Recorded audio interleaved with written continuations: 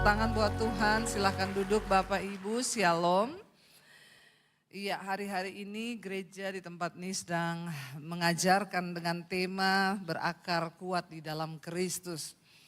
Saya percaya bahwa akar itu menentukan kuatnya sebuah pohon, kuat atau tidak, yaitu tergantung dari akarnya. Langsung saja kita buka bersama Kolose pasal 2 ayat yang ke-7 saudara ya. Kolose 2 ayat yang ke-7 di sana firman Tuhan berkata, baca bersama ya. Kolose 2 ayat yang ke-7. Dikatakan di sana, hendaklah kamu berakar di dalam Dia dan dibangun di atas Dia. Hendaklah kamu bertambah teguh dalam iman yang telah diajarkan kepadamu. Ini katanya ya mau kiamat ya. Ya, terus saya takut bu kiamat. Siapa yang takut kiamat? Siapa yang siap kiamat? Siapa yang bingung? Banyak orang Kristen bingung. Ya, saya bilang kita nggak usah takut. Kalaupun memang mau terjadi, Alkitab berkata lakukan bagianmu. Apa bagian kita hari-hari ini? Berakar di dalam Tuhan. Bertumbuh di dalam iman. Mau kiamatnya nanti siang, nanti malam, besok, bulan depan. Ya suka-sukanya Tuhan kan. Kita kan gak bisa merubah toh. Ya, jangan semua kita mau kontrol dengan pikiran kita. Jangan dulu kiamat dong, saya baru OTW kaya ini. Ya, mau kaya mau tidak kaya kalau waktunya kiamat ya. Kiamat. Tapi bagian kita melakukan apa yang sudah menjadi kewajiban kita, yaitu apa? Berakar di dalam Kristus. Amin saudara. Enggak peduli mau apa, pokoknya kita itu pandang Tuhan saja. Berakar dalam Kristus. Nah saudara, tapi banyak orang Kristen ya sayang tiap minggu duduk di gereja. Tapi akar imannya itu enggak ada. Ya. Pertumbuhan rohaninya itu enggak ada. Kalau bicara tentang akar, ya sebuah pohon itu akarnya kelihatan atau enggak saudara di dalam? Enggak kan? Ya, akar itu enggak terlihat. Masalahnya orang Kristen itu mau yang terlihat. Mau buahnya dulu, baru akarnya enggak bisa. Ya orang itu berakar dulu, yang suka tanaman, saya ini suka tanaman saudara. Ya, kita kalau nanam itu ya pasti harus tunggu dulu akar keluar. Kalau akar keluar, akar itu akan menyerap makanan. Setelah akar menyerap makanan, baru tumbuh batang, baru bisa kuat. Karena akar kuat, maka batang kuat. Tapi orang Kristen mau hari ini ditanam, besok dipanen. Apa itu? Toge. Ya tak? Banyak iman-iman toge orang Kristen itu, maunya langsung dipanen. Ya toge itu semalam aja jadi, tapi besok sudah ada di soto dia. Pagi-pagi toh, rawon kan, nanti siang sudah di WC toh. Nah itu nasibnya toge, beda sama pohon bonsai. Bonsai itu makin tua, makin lama, makin dibentuk, makin mahal. Bonsai itu ada yang miliaran saudara.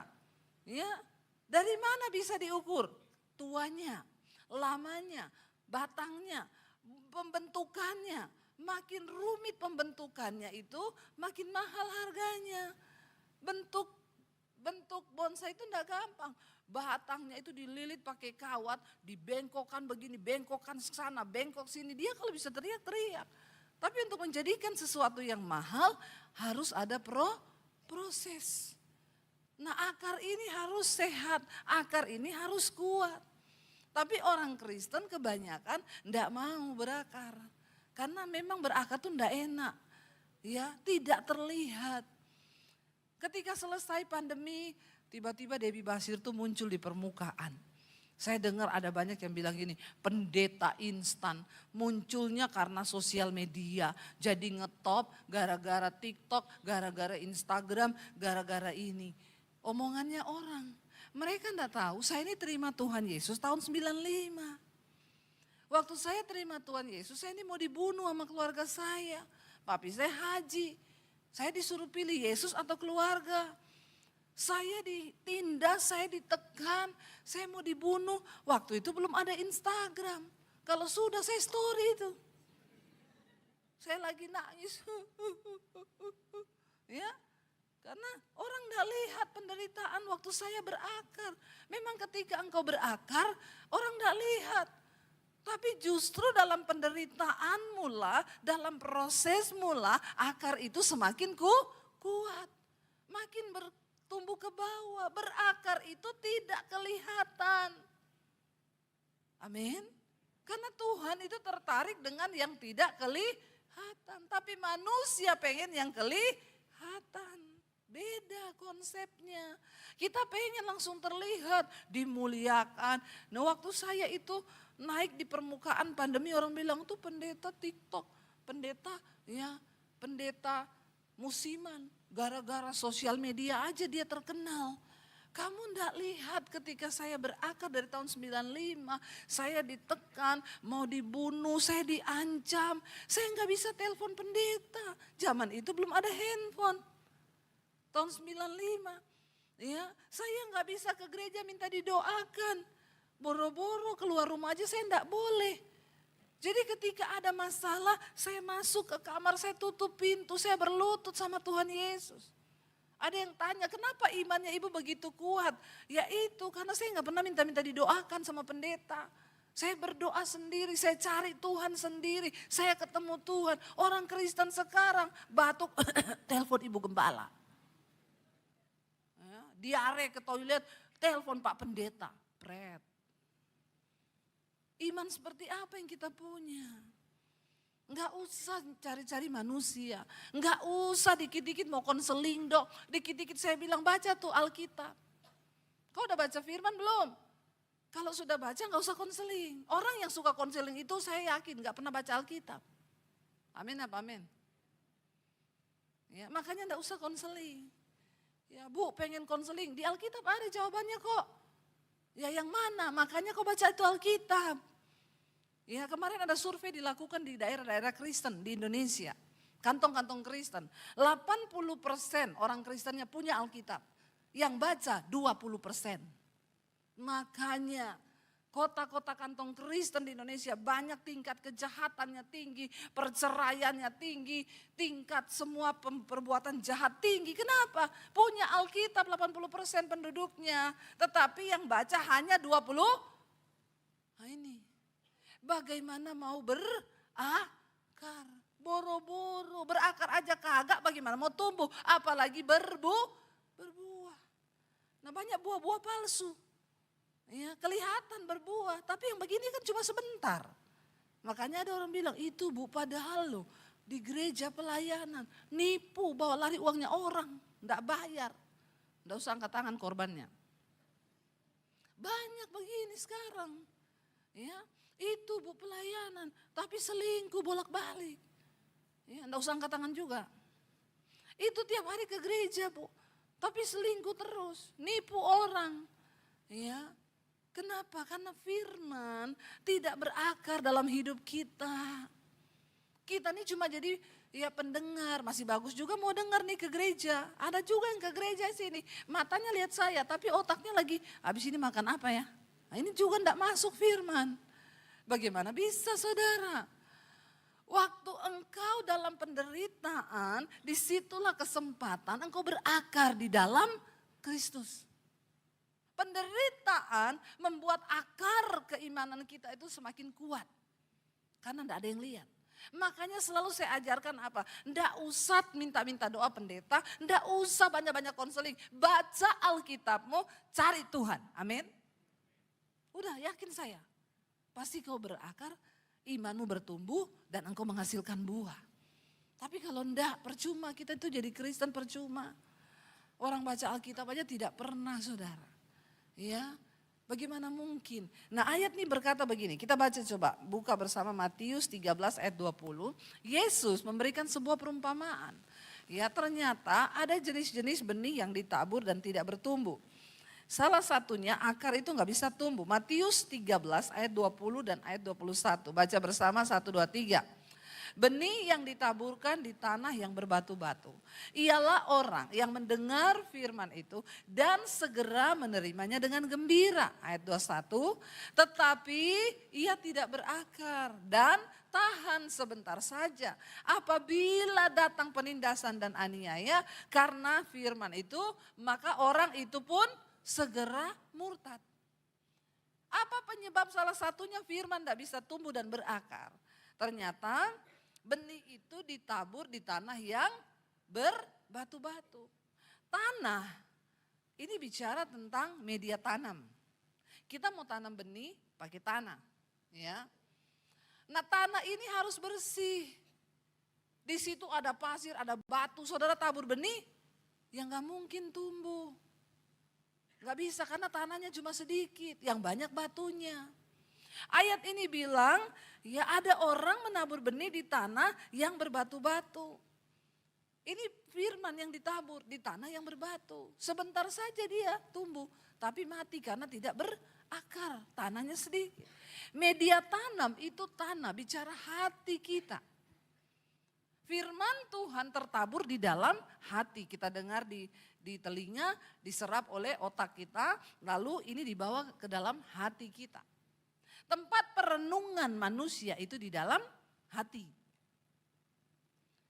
Ya, Tuhan kasih kita panca indera itu ada gunanya loh saudara. Mata untuk melihat, telinga untuk mendengar. Waktu kau dengar diolah bawa turun ke hati. Ya, jangan cuma di telinga tok.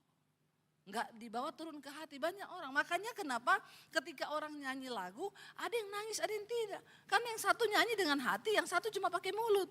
Beda. Ya, bahkan pelayan Tuhan pun kita dengar beda. WL nyanyi dari hati sama nyanyi dengan mulut aja pamer suara, itu juga beda. Benar enggak? Tuhan adalah Tuhan yang melihat hati. Amin. Nah, kita harus mengolah firman di hati. Hati ini media tanam. Kalau hati kita banyak bebatuan, sakit hati, iri hati, kepahitan, kecewa. Ini dosa-dosa dalam hati yang orang tidak bisa lihat. Cuma kita dengan Tuhan yang tahu. Bahkan kadang istri tidak tahu. Amin enggak Bapak-Bapak? Banyak rahasia hatimu yang istrimu tidak tahu. Demikian ibu-ibu. Ada banyak rahasia hati yang suami bahkan tidak tahu, anak tidak tahu. Cuma kita yang simpan. Perlu bagi kita untuk mengecek. Ngecek nih media tanam kita ini, hati kita ini. Baru engkau balik lagi. Supaya persembahan. Orang fasik berdoa. Apa orang fasik itu? Orang yang tahu kebenaran tapi tidak mau melakukan. Itu orang fasik. Hatinya itu nggak mau berubah. Doanya menjadi kekejian bagi Tuhan. Tuhan bilang, jijai. Boro-boro dijawab. Tuhan aja jijik. Jadi ada ibadah yang menjadi kejijikan di mata Tuhan. Yaitu apa? Kalau kita ini tahu kebenaran, kita tidak dengar. Kristen. Tapi hatinya ini banyak batu. Pahit sama ipar, pahit sama mertua. Ipar adalah maut, mertua adalah maut. Padahal dia yang pembawa maut. Ini saudara yang kita kurang menyadari. Mari kita ini bertobat, ya. Karena waktu engkau tidak mendengarkan suara firman yang berbicara di hatimu, membuat kau bertobat, maka engkau sudah murtad. Banyak orang Kristen masih duduk di gereja, tapi sudah murtad rohani. Waktu kau menolak firman, engkau murtad loh. Masih Kristen tapi. Makanya sering kita dengar itu Bu, aduh kalau di gereja mama saya itu nyanyinya Bu. Ya tapi di rumah mulutnya Bu, maki-maki anak, semua kebun binatang keluar. Nggak usah angkat tangan juga ibu-ibu. Mari kita cek hidup kita. Apakah kita ini berbuah dalam iman, berakar kuat di dalam Tuhan atau tidak. Karena waktu kau terus tolak firman, imanmu nggak tumbuh malah mati. Nggak percaya buka 1 Timotius pasal 1. Ayat yang ke-19. 1 Timotius 1 ayat 19 baca bersama. Ya, tolong semua baca ya. Saya tahu nih banyak jemaat jarang baca Alkitab. 1 Timotius 1 ayat 19 ya. Kita lihat saudara, apa yang firman Tuhan katakan. Multimedia ya, baca bersama 1, 2, 3. Beberapa orang telah menolak hati nuraninya yang murni itu. Dan karena itu apa? Kandaslah iman mereka. Ternyata waktu kau terus menolak suara hati yang murni dari Tuhan, tempat firman itu tumbuh. Kau tolak terus, disuruh tobat, kau tolak, disuruh pengampunan, kau tolak. Disuruh ini ndak mau. Saya Bu, sekali orang itu bikin saya kecewa. Seumur hidup saya blacklist dari hidup saya. Saya bilang selamat Bu, jalan tol kau masuk neraka. Biar kau tiap hari mau ke gereja. Kalau kau tidak mau melepaskan pengampunan, kandas imanmu. Iman kalau udah kandas bisa menyelamatkan enggak? Kagak. Ayat ini bilang beberapa orang itu sering sekali menolak hati nuraninya. Menolak Tuhan bicara, menolak suara yang murni itu. Dan karena itu kandaslah iman mereka. Kita semua satu saat akan berdiri di hadapan tahta pengadilan Kristus. Untuk memberikan pertanggungan jawab terhadap hidup kita selama ada di dunia. Nanti Tuhan gak akan tanya mana yang pelayanannya rajin, mana yang ini manda. Tuhan bilang mari di sini kau berdiri. Yang melakukan firman-Ku. Marilah engkau yang melakukan kehendak Bapakku. Mari masuk dan engkau makan sehidangan dengan aku. Yang Tuhan cari pada akhirnya cuma orang-orang Kristen yang mau menjadi pelaku-pelaku firman Tuhan. Jangan tolak terus. Di-reject aja. Firman Tuhan datang, di-reject. Saya pernah mengalami. Saya ini sama suami waktu itu ribut saudara. Ya ribut-ribut mulut biasa. Terus saya bilang, saya mau tidur sendiri. Saya gak mau tidur berdua. Saya tidur di sofa saja. Ini alay lebay ya. Terus suami saya bilang, jangan kamu yang tidur di luar, aku yang tidur di luar. Ya, suami saya tidur di luar. Saya mau tidur, enggak sejahtera nih di hati. Karena kami ini punya komitmen berantem, enggak usah lama-lama, 5 menit cukup. Kalau waktu jiwanya sehat bisa, tapi kadang juga kita ini sakit jiwa. Ya Pak ya. Pendeta juga manusia, jangan pikir pendeta itu robot. Makanya pendeta yang harus duluan melakukan firman. Ya. Saya itu udah mau tidur, ya Roh Kudus bicara, minta maaf. Ya harusnya kan dia yang minta maaf. Masa saya minta maaf? Minta maaf saja. Dua-dua tuh salah. Enggak mau, saya enggak mau minta maaf. Tiba-tiba saya itu antara mau tidur dengan tidak, saya takut juga saudara kalau marah tidur. Takutnya mimpi ketemu kuntilanak, dicekik mati masuk neraka loh. Cuma gara-gara berantem enggak diberesin. Bener. Kamu berantem, maka jangan bawa amarahmu lebih daripada sampai matahari terbenam. Artinya apa? Sebelum tidur beresin. Karena kita tidak tahu kita tidur itu masih bangun atau tidak kan? Iya Pak ya? Kenapa Alkitab tulis begitu? Tapi berapa banyak orang Kristen ngeyel. Menolak terus. Firman Tuhan udah bicara. Duduk puluhan tahun di gereja. Kepahitan bisa tidur nyenyak dia. Dia lupa kalau dia mati dicekik setan. Masuk neraka. Nah saya nggak berani tidur antara ngantuk dan tidak. Saya itu dapat penglihatan. Ada satu pot tanaman. Ini pot tanaman kecil nih daunnya rimbun. Tiba-tiba ada satu ulat makan saudara. Tiba-tiba ulatnya jadi banyak. Tiba-tiba dalam waktu sekejap tanaman itu kering. Terus saya bilang aduh gara-gara saya tadi siang urus-urus tanaman nih saya dapat lihat ulat ini. Tapi tiba-tiba Roh Kudus bilang enggak.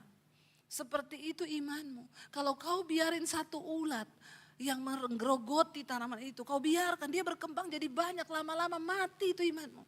Jadi hari ini beresin, cepat minta maaf sama suamimu, jangan biarkan hatimu tuh kotor. Saya takut, saya cepat-cepat berdiri, saya buka pintu kamar, suami saya sudah di depan. Dia udah begini, lalu kami berpelukan depan pintu. Seperti Teletubbies. Ya berpelukan. Waktu berpelukan saya cerita sama suami, tahu enggak tadi itu Roh Kudus tuh udah dari tadi suruh saya minta maaf sama kamu. Tapi saya enggak mau. Suami saya bilang, saya juga disuruh Roh Kudus, tapi saya juga enggak mau. Saya bilang, kasihan banget Roh Kudus. Bola keluar, balik lagi, minta maaf. Kita reject terus dia. Nah, ini orang-orang model-model begini. Menolak hati nuraninya terus. Lama-lama kandas kalau kau biarkan. Makanya saya tuh suka bingung, kalau ada suami istri berantem 3 hari enggak bicara. Kau bilang kau pengikut Tuhan, padahal hatimu syaiton. Syaiton bermalam di hatimu. Jadi buat apa kita jadi Kristen kalau kita pelihara setan? Ayo jadi pelaku firman Tuhan, amin. Waktu akarmu kuat dalam Tuhan, imanmu tumbuh, engkau akan menghasilkan buah. Buah-buahnya ini terlihat. Sehingga pembantumu bilang, saya tuh ikut ibu senang, saya enggak pernah lihat ibu sama bapak berantem. Jangan itu Bu, saya ini pembantu di situ Bu, itu Kristen. Tapi kalau berantem semua piring melayang. Dia bilang, kau pikir cuma Amerika bisa bikin piring terbang, saya juga bisa. Banyak orang Kristen begini. Lalu apa buah kita? Apa buah iman kita? Saya baru mengerti sekarang, ternyata memang benar gak berbuah. Jangankan berbuah, berakar saja tidak. Sebab media tanamnya ini kotor, banyak bebatuan. Benih itu mau tumbuh gak bisa, mati langsung. Akarnya tidak bisa tumbuh karena tanahnya sedikit. Cek hatimu hari ini. Kalau engkau berakar dalam Kristus. Kalau engkau mau imanmu tumbuh dalam Kristus. Ayo saudara. Kita gak punya banyak waktu hari-hari ini untuk bermain-main dengan iman kita. Kejar hal-hal yang rohani. Anak-anak muda. Ya, ayo bertumbuh dalam Tuhan. Ya, hidupmu itu berhasil dan beruntung kalau engkau mendengarkan firman Tuhan. Kau dugem, kau melakukan di luar sana, nggak usah sok pintar kau. Hari-hari ini tuh teknologi berkembang luar biasa. Ya, yang pintar saja tersingkir loh sekarang. Yang pintar, apalagi yang bodoh. Ya, yang pintar aja tersingkir. Tapi orang yang diberkati Tuhan bukan yang pintar, bukan yang bodoh, yang takut akan Tuhan. Bilang amin dong. Ya, tepuk tangan kalau perlu. Orang yang takut akan Tuhan. Mereka yang akan disertai dan diberkati Tuhan. Akan ada jalan-jalan supranatural yang Tuhan buka. Walaupun dunia berubah sekarang dengan AI semua kalah saudara. Ya, bahkan guru stres sekarang, anak-anak ujian dapat 100 semua. Kenapa? Yang tolong AI. Ya, anak saya tuh loh, saya bilang, saya tanya, dia kan saya suruh check up. Ya, kamu sudah terima hasil check upmu dari dokter sudah. Terus itu kamu tahu, iya mam, aku tuh kelebihannya sekian, gulaku kelebihan sekian, aku tuh harusnya makan ini. Kamu tahu dari mana? Aku tanya AI. Soalnya kalau konsultasi dokter lama. Terus saya kirim aja tuh foto hasil, AI jawab, gula kamu kelebihan sekian poin, harusnya normal tuh segini-segini. Kalau kamu mau saya bikinin jadwal dan menu untuk diet gula, saya akan bikinin kamu seminggu ke depan. Klik iya, dibikinin sama AI. Saudara gak perlu ke apoteker, saudara gak perlu dokter.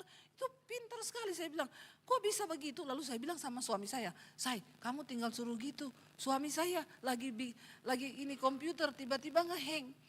Dia bingung, mau tanya siapa ya, dia foto itu komputer, dia kirim ke AI. Kamu bisa kasih jawaban, AI bilang 3 hal yang harus kamu lakukan kalau komputer mengalami segitu. Yang pertama, kalau kamu sabar tunggu 2 jam. Dia akan pulih. Yang kedua, kalau kamu tidak sabar, lakukan ini, pencet ini, lalu gini. Jadi, suami saya bilang, saya tiba-tiba jadi pinter. Jadi anak muda, maaf ya, kau yang merasa pinter-pinter IT sekarang, kalah kau sama AI. Kalau kau pinter toh, gak takut Tuhan, sial nasibmu. Walau kau sekolah S1, S2, S3, S21 kayak Samsung. Kalau kau tidak bertobat, maaf. Sial, karena sekarang tersingkir karena AI. AI lebih pintar sekarang, bisa deteksi cancer hanya dalam waktu berapa menit. Gak perlu hal-hal yang aneh. Ngeri ini zaman saudara, menakutkan ini zaman. Ya, semua tergantikan. Nah, ini pemusik. Ya.